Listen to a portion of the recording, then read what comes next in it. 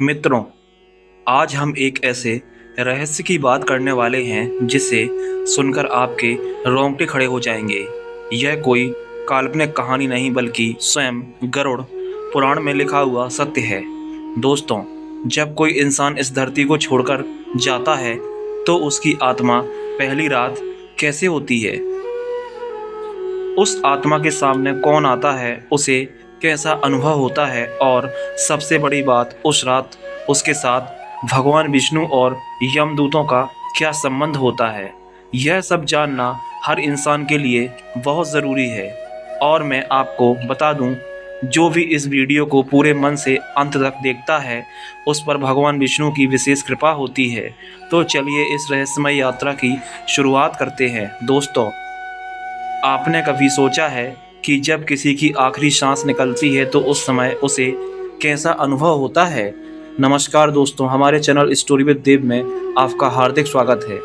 गरुड़ पुराण कहता है, जैसे ही आत्मा शरीर से अलग होती है एक अजीब सा खालीपन छा जाता है। अब आत्मा के पास शरीर नहीं होता।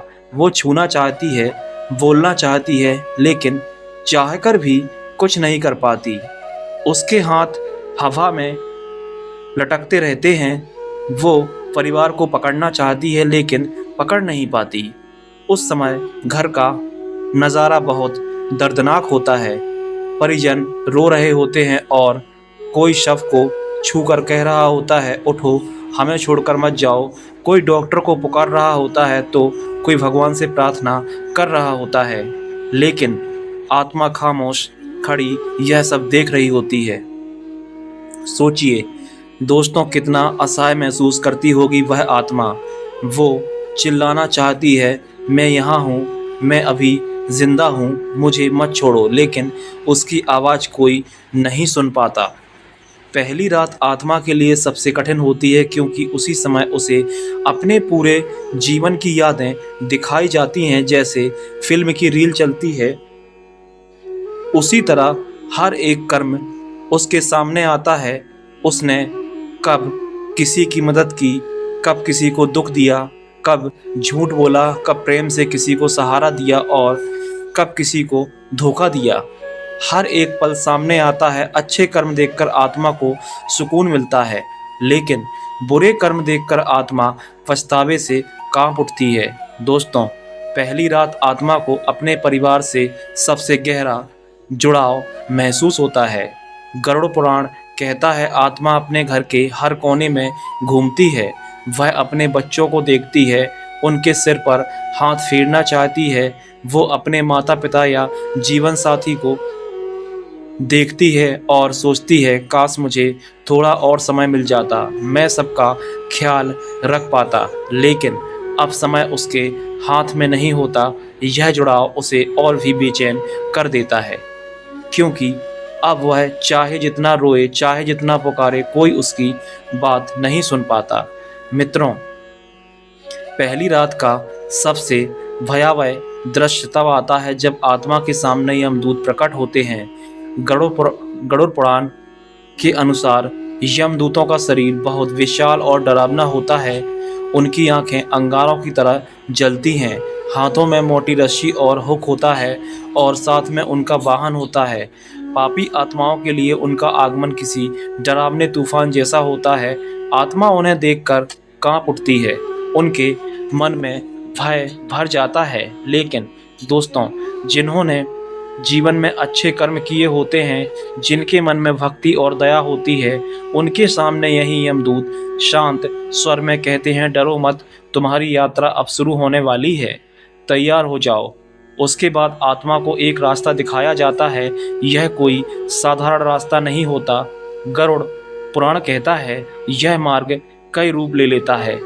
कभी यह अंधकारमय होता है जहां आत्मा को कुछ दिखाई नहीं देता, कभी यह आग की तरह तपता है जिसमें आत्मा का सूक्ष्म शरीर झुलसने लगता है, कभी यह बर्फ की तरह ठंडा होता है जिससे आत्मा कांप उठती है, और कभी यह कांटों से भरा होता है। हर कदम पर आत्मा को चुभन होती है।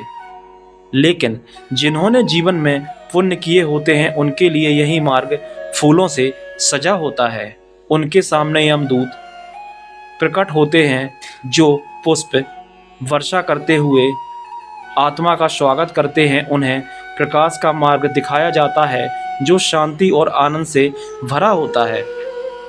दोस्तों, पहली रात का सबसे रहस्यमय और संवेदनशील समय होता है अंतिम पहर, जब पूरा घर गहरी नींद में होता है। उस समय आत्मा सबसे ज़्यादा बेचैन होती है। वह अपने शरीर की तरफ खींचती है, अपने प्रियजनों को देखती है और सोचती है, काश मुझे थोड़ी और सांसें मिल जाती।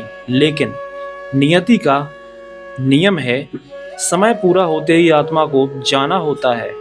गरुड़ पुराण में लिखा है, जो आत्मा पहली रात में अपने कर्मों को देखकर पछताती है, वह अगले 11 दिन तक बार बार भगवान को याद करती है, और जिसे भगवान विष्णु याद आते हैं, उसके मार्ग को स्वयं भगवान प्रकाशित करते हैं। इसीलिए सनातन धर्म में कहा गया है, मृत्यु के बाद की पहली रात बहुत पवित्र होती है। उस समय परिवार द्वारा किया गया मंत्रोच्चार और दीपदान आत्मा को शक्ति और शांति देता है। तो दोस्तों, जब भी आपके किसी प्रिय की मृत्यु हुई हो तो उस पहली रात दीपक जलाना ना भूलें। भगवान विष्णु का नाम लें और आत्मा के लिए शांति का पाठ करें। दोस्तों, यह शरीर नश्वर है, आज है कल नहीं रहेगा, लेकिन आत्मा वह तो अमर है। मृत्यु कोई अंत नहीं है, बल्कि यह एक नई यात्रा की शुरुआत है। मित्रों, गरुड़ पुराण हमें यही संदेश देता है कि जीवन में प्रेम करो, दया करो, किसी का दिल मत दुखाओ, क्योंकि वही कर्म हमारी अगली यात्रा का मार्ग तय करेंगे। अगर आपने आज की इस गहरी और रहस्यमय बात को सीखा है तो नीचे कमेंट में लिखिए जय श्री विष्णु, ताकि हमें भी पता चल सके कि यह ज्ञान आप तक पहुंचा। और अगर यह वीडियो आपको अच्छा लगा हो तो इसे लाइक ज़रूर करें, अपने दोस्तों और परिवार के साथ शेयर करें और चैनल स्टोरी विद देव को सब्सक्राइब करना बिल्कुल भी ना भूलें। धन्यवाद।